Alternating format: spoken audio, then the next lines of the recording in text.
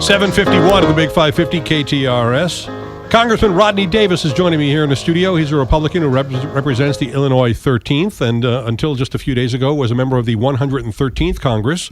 In a couple of weeks, he will become a member of the 114th Congress because you were reelected, right? I was. Congratulations. Thank you very much. And welcome to the show. And I understand when you start off in the 114th, you will be the chairman of the House Subcommittee on Biotech and Horticulture and Research. Is that right? Yes, as part of the House Agriculture Committee. I'm excited. It's a great opportunity, especially in my district that has 9 universities and colleges, including University of Illinois and SIUE.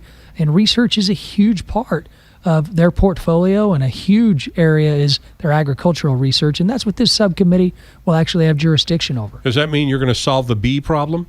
I sure hope so. You know, when I got elected to Congress, I never thought that one of the major issues that we would tackle when it comes to agriculture is our colony collapse disorder. It's a basically bee colonies disappearing. Yep. And I had no idea how much of an impact that bee and bee pollination had on our food supply until I got here. Without them, we wouldn't have a lot of our food supply. It's very true. I remember asking my staffer when he kept bringing bee stuff into me, I'm like, why should we care about bees this much? I don't like honey that much. Yeah, I'm like, oh, my neighbor has beehives, and I hate when they get in my tree. I said, but then I realized it is such a nationwide problem, and it's one of those issues that I know we'll be working with the chairman of the House Ag Committee, Mike Conaway, on and hopefully addressing in the future. Let's talk about what happened on Friday night. You and the other members of the Republican Party were able to convince a whole bunch of Democrats to go along with you in passing this, what they call the Cromnibus, the Continuing Resolution Omnibus Bill, essentially funding the government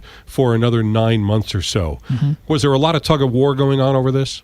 Well, there always is. Whenever you talk about putting together a large-scale spending plan, that's what happens. But we had no other choice in the House because we passed our appropriations bills. We were doing the constitutional appropriations process in the House. We had 7 of them sent to the Senate, and they didn't act on them. So we took those 7, put them into a larger spending bill, like chapters in a book. They have already been discussed publicly. Amendments had been put in. Riders have been put on. And this gives us an opportunity to really get back to how Washington spent money when Washington wasn't broken. We in Congress can't be the only level of government that doesn't appropriate dollars for an entire fiscal year. And that's what this does, except for the Department of Homeland Security. The only short-term spending is on the Department of Homeland Security. We'll revisit that in February and hopefully be able to address the president's executive action. And that's because of the problems with the Republicans have with what the president did through executive action on immigration. Absolutely. There is no other reason why Homeland Security wasn't stretched out for the entire fiscal year, which is the constitutional way that we should be doing things. This short-term governing, especially on spending from crisis to crisis, deadline to deadline, is actually the antithesis of what the Constitution says we should do when we in Congress should control the power of the purse. Unfortunately, when you have a continuing resolution and these short-term spending measures, it allows the executive branch to have a seat at the table. And their seat at the table should be whether or not to sign the bill, not to tell us how to actually spend the money. Let me ask you about one major criticism that the bill that you and your colleagues, both Republican and Democrat, passed on Friday night, and the Senate did the same on Saturday, and that has to do with loosening some of the rules on banking that were imposed after the 2008 financial crisis.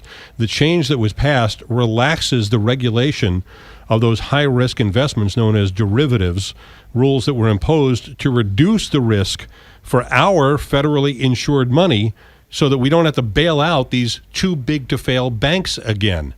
Why is that in there, and was that put in at the last minute? Well, this isn't a perfect bill, let me tell you that. No bill's perfect. I wish I had the ability to vote yes, no, present, or perfect, and I don't. I have the ability to vote yes or no, and then have to come out and explain why to the constituents that send me to Washington.